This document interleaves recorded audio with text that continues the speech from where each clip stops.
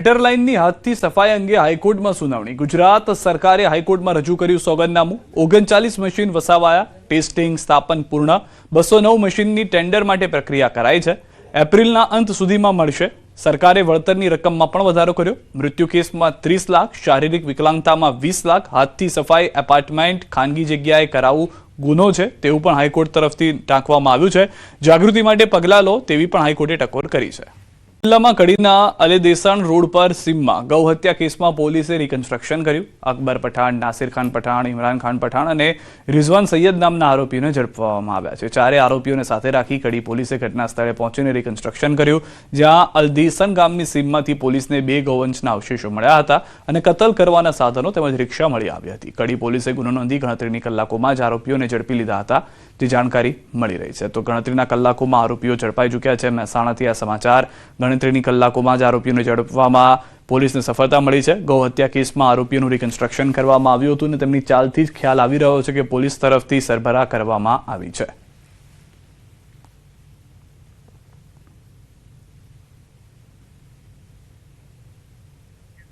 વધુ માહિતી ન્યૂઝ18 સંવાદદાતા કેતન પાસેથી મેળવીશું. કેતન, જે હાલમાં ઘટનાનું રિકન્સ્ટ્રક્શન કરવામાં આવ્યું છે, એક તરફ પોલીસને મોટી સફળતા, સમગ્ર મામલો શું હતો, વધુ શું જાણકારી?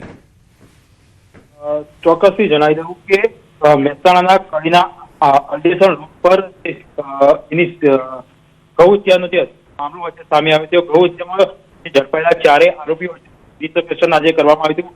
4 આરોપીઓની સાથે રાખી કડી પોલીસ દ્વારા ઘટના સ્થળે લઈ જઈ અને આજે આ ઘટના કઈ રીતે બની હતી, આ ઘટનાઓ છે તે અંજામ આપતો કઈ રીતે અહીંયા પહોંચ્યા હતા, તમામ જે સમગ્ર જે મામલો હોય છે તેને જાણવા માટે કરવામાં આવ્યું હતું. સ્થળ પરથી કતલ કરવાના સાધનો તેમજ રિક્ષા પણ મળી આવી હતી. આ મામલે જે કડીએ જે આગળની તપાસ હોય છે તે કરવામાં આવી રહી છે અને આજે હાલમાં આજે 4 લોકો હોય છે તે રિકન્સ્ટ્રક્શન કરવામાં આવ્યું. આભાર સમગ્ર માહિતી બદલ કેતન. વડોદરા રેલવે સ્ટેશન પર પ્લેટફોર્મ નંબર 6 પર આવેલી ટ્રેનમાંથી વિદેશી શરાબનો જથ્થો ઝડપાયો હતો, જેમાં એસએમસી ટીમે 58 પેટી વિદેશી શરાબના જથ્થા સાથે 4 આરોપીઓને ઝડપી પાડ્યા હતા. બુટલેગર શરાબ ઉતારી સગે વગે કરે તે પહેલા એસએમસી ત્રાટકી ગઈ હતી. વિદેશી શરાબ અને 1 કાર સહિતનો મુદ્દામાલ કબજે કરી રેલવે પોલીસના હવાલે કર્યો. અગાઉમાં પણ વડોદરા રેલવે સ્ટેશન પરથી એસએમસીની ટીમે હેરોઇન ઝડપી પાડ્યું હતું. વધુ માહિતી ન્યૂઝ18 સંવાદદાતા હાર્દિક પાસેથી મેળવીશું. હાર્દિક, ફરી એક વખત એલસીબીને જથ્થો મળ્યો છે. ટ્રેનથી દારૂની હેરાફેરીનો વધુ એક વખત પર્દાફાશ થયો છે. શું વધુ જાણકારી? બિલકુલ, તો સિદ્ધાર્થ, જો વડોદરા રેલવે સ્ટેશનની આપણે વાત કરીએ તો વિદેશી શરાબના જે વેપારીઓ છે એટલે કે બુટલેગરો છે તેમના માટે સૌથી સેફ ઝોન જો કોઈ કહેવાય તો વડોદરા રેલવે સ્ટેશન છે. આ ભૂતકાળમાં પણ આ રેલવે સ્ટેશન પરથી દારૂનું ગોડાઉન જે છે તે ઝડપાયું હતું અને તમે કીધું પ્રમાણે કે થોડા સમય અગાઉ જ હેરોઇન સાથે એક આરોપીની ધરપકડ કરવામાં આવી હતી. અત્યારે આ ટ્રેનમાં વિદેશી શરાબ જે છે તે સેલવાસ તરફથી લાવાતો હોવાની માહિતી જે છે તે એસએમસીની ટીમને મળી હતી અને જેના આધારે ત્યાં વોચ ગોઠવી અને દરોડા પાડવામાં આવ્યા. દારૂનું કટિંગ થાય એ પહેલા જે મોટી માત્રામાં મુદ્દામાલ જે છે તે જપ્ત કરવામાં આવે છે. અહીંયા નવાઈની વાત સૌથી મોટી એ છે કે જ્યાંથી એસએમસીએ વિદેશી શરાબનો જથ્થો ઝડપ્યો છે એની બિલકુલ નજીક જ જે લોકલ ક્રાઇમ બ્રાન્ચ હોય છે રેલવેની, એની કચેરી આવેલી છે. તો એસએમસીને જો આ બાતમી મળતી હોય તો પછી એલસીબી શું કરતી હતી તે ચોક્કસથી સવાલ ઉભો થાય. રેલવે પોલીસ છે અને રેલવે એલસીબી જે છે તેમની જે કામગીરી જે છે તેની સામે અત્યારે જે સવાલો જે છે તે ઉઠવા પામી રહ્યા છે. સિદ્ધાર્થ, આભાર સમગ્ર માહિતી બદલ. તો હાલમાં જે સમગ્ર ઘટના છે તેને લઈને તપાસ થઈ રહી છે, પરંતુ ફરી એક વખત રેલવે પોલીસ જે કાર્યવાહી કરી રહી છે તેમાં પણ સવાલો ઊભા થઈ રહ્યા છે.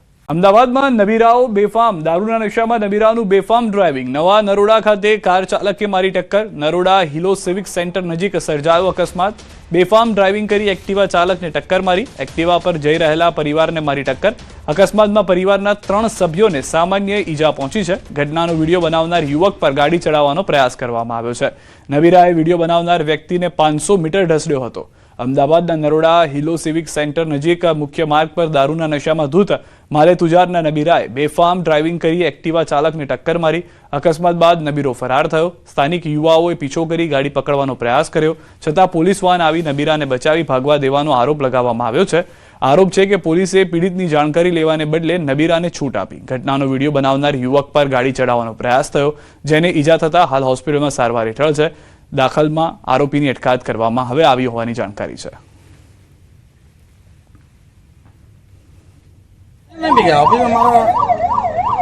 कोई दिक्कत नहीं, मतलब गाड़ी में बैठ के पी गाड़ी भिड़ गई उसकी, नहीं गाड़ी भिड़ गई, गलती से गाड़ी भिड़ गई, हमारी कोई ऐसे कोई मिस्टेक नहीं था यार।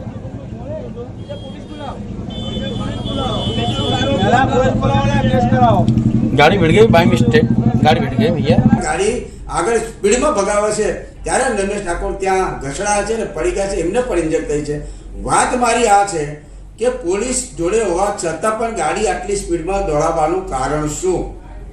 એક વસ્તુ એ છે, આ નિમેશભાઈને જે વાગ્યું છે તો પોલીસે ત્યાં ગાડી બ્રેક મરાવી અને એની નોંધ કેમ ના લીધી? ક્યાંક ને ક્યાંક આ ભાવિક પટેલને પોલીસની કનેક્ટિવિટી હોય અને આખી વાત દબાઈ દેવાની રણનીતિ થતી એવું પણ મને રાત્રે લાગ્યું છે. એક એક્ટિવા ચાલક તેની પત્ની અને તેના 4 વર્ષની એક બાળકી હતી તેને લઈને જતો હતો અને સામેથી એક બ્લેક કલરની હેક્ટર ગાડી એને અથડાયેલી હતી. તપાસ દરમિયાન આરોપીને એરેસ્ટ કરવામાં આવેલો છે અને તેના ડ્રંક એન્ડ ડ્રાઈવનો કેસની કલમની 185 MB એક્ટની કલમ એડ કરવામાં આવેલી છે અને તેનું મેડિકલ તપાસણી કરવામાં આવેલી છે. જે તમામ જે આક્ષેપ કર્યા છે સાચા કે ખોટા? એમએલએ કયા એક્સેપ્ટ કર્યા છે મને હાલ ખ્યાલ નથી. મને આ ઘટનાની જે છે તમને ખંભાત પાલિકા હાલ સમગ્ર જિલ્લામાં ચર્ચાનો વિષય બની ગઈ છે. ખંભાત પાલિકા વિસ્તારમાં છેલ્લા 10 દિવસથી 200થી વધુ સફાઈ કર્મચારીઓ હડતાલ પર ઉતરી ગયા છે. જ્યાં ખંભાત પાલિકાની ચાલુ બોર્ડ મિટિંગમાં કર્મચારીઓએ ઘૂસીને ભારે હોબાળો મચાવ્યો. બોર્ડ મિટિંગમાં પરિસ્થિતિ એ હદે વણસી હતી કે નગરપાલિકાના પ્રમુખ કારોબારી ચેરમેનનો સફાઈ કર્મચારીઓએ ઘેરાવ કર્યો હતો અને નગરપાલિકાના કારોબારી ચેરમેને મોબાઈલ ટાવર પરથી ઉતરી અને ભાગવું પડ્યું હતું.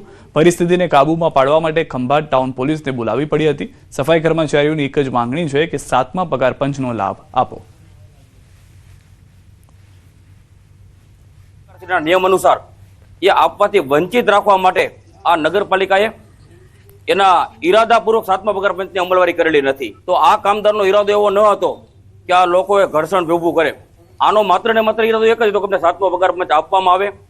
અનેક આગેવાનો ભેગા મળીને મને કહ્યું કે તમે રાજુભાઈ આ રીતે તમે તમારા ફાધરની પરિસ્થિતિ આ પ્રકારની છે તો તમે જતા રહો, અને એમણે ઉતરવામાં પણ મને મદદ કરીને મારવાડી ચૌધરી સમાજ દ્વારા સામાજિક બંધારણને અપાયો છે આખરી ઓપ. એક સમાજ એક જાજમ એક રિવાજ મુજબ ઘડાયું છે બંધારણ. લગ્ન પ્રસંગ, મરણ પ્રસંગ, જન્મ પ્રસંગ, શ્રીમંત, ગવાળા પ્રસંગ, વ્યસન, ઓઢામણી, સગપણ સાથે અન્ય મુદ્દાઓ બાબતે કર્યા સુધારણા. રાજેશ્વર ધામ ચાગડા ખાતે મળી મારવાડી ચૌધરી સમાજની મીટિંગ. મહંત 108 દયારામજી મહારાજ ગાદીપતિ શ્રી રાજેશ્વર ધામ શિકારપુરાની હાજરીમાં સમાજના આગેવાનોએ બનાવ્યું છે બંધારણ. જેમ અન્ય સમાજના લોકો બંધારણ બનાવી રહ્યા છે તેમ મારવાડી ચૌધરી સમાજનું બંધારણ પણ જાહેર કરી દેવામાં આવ્યું છે, જેમાં અલગ અલગ મુદ્દા અલગ અલગ વિષયોમાં સુધારા વધારા કરવામાં આવ્યા છે. સમાજ એક જાજમ અને એક રિવાજ ઉપર આજે 5 પટ્ટીની અંદર તમામ પ્રકારની સામાજિક સુવ્યવસ્થાઓની માર્ગદર્શિકાનું વિમોચન કરવામાં આવ્યું અને સાથે 5 પટ્ટી સમાજ એકઠી થઈ અને હૃદયસહ આ તમામ પ્રકારની વ્યવસ્થાઓનો સ્વીકાર કરવામાં આવ્યો. કરપુરા જીઆઈડીસીમાં આગની ઘટના. વીસીસીઆઈ બિલ્ડિંગની બાજુમાં આવેલા ભંગારના ગોડાઉનમાં અચાનક આગ લાગી છે. ફાયર બ્રિગેડની ટીમ તાત્કાલિક સ્થળ પર દોડી આવી છે. જીઆઈડીસી અને ગાજરવાડી ફાયર સ્ટેશનની ટીમે સંયુક્ત ઓપરેશન હાથ ધર્યું છે. જહેમત બાદ ફાયર ફાઇટરોએ આગ પર કાબુ મેળવી લીધો છે. વધુ નુકસાન થતું અટકાવી દીધું હોવાની જાણકારી મળી રહી છે. તો ફાયરની ટીમે આગ પર કાબુ મેળવ્યા હોવાના સમાચાર હાલમાં મળી રહ્યા છે. આગ લાગવાનું જે કારણ છે તે અત્યાર સુધી અકબંધ જોવા મળી રહ્યું છે. મકરપુરા જીઆઈડીસીમાં ભંગારના ગોડાઉનમાં ભીષણ આગ લાગી હતી. એ સમયના દ્રશ્યો મેં આપને બતાવી રહ્યા છે. જે ભયંકર આગ હતી તેના કારણે આસપાસના વિસ્તારમાંથી લોકોને સુરક્ષિત જગ્યાએ ખસેડવામાં આવ્યા હતા. જે આગના દ્રશ્યો આપ જોઈ રહ્યા છો તે અત્યારના કાબુમાં આવી ગયા હોવાની જાણકારી છે. મહેસાણા જિલ્લાના કડીના જાસલપુર રોડ પર આગનો બનાવ બન્યો છે. માલગુરુ મહારાજના મંદિર સામે કચરાના ઢગલા અને જાડી ઝાંખરામાં આગ લાગી હતી. ઘટના સ્થળથી દૂર દૂર સુધી ધુમાડાના ગોટે ગોટા જોવા મળ્યા હતા. સ્થાનિકો અને કડી નગરપાલિકાની ટીમે પાણીનો મારો ચલાવી આગ પર કાબુ મેળવ્યો હતો અને આગ લાગવાનું કારણ હજુ પણ અકબંધ છે. તો કડીના જાસલપુર રોડ પર આગનો આ બનાવ. અહીંયા પણ ફાયરની ટીમને ભારે જહેમત ઉઠાવવી પડી હતી. ભીષણ આગની 2 અલગ અલગ જગ્યાની ઘટનાઓ જોઈ રહ્યા છો. એક મધ્ય ગુજરાત વડોદરા મકરપુરાથી, બીજું ઉત્તર ગુજરાત મહેસાણા કડીથી, કે જ્યાં આગળ પણ બંને વિસ્તારમાં આગ ભયંકર હતી. આગ બેકાબુ બની હતી. આસપાસથી લોકોને સુરક્ષિત ખસેડવા પડ્યા હતા, પરંતુ ફાયર વિભાગની જહેમત બાદ બંને જગ્યાએ આગ પર કાબુ મેળવી લેવાયો છે.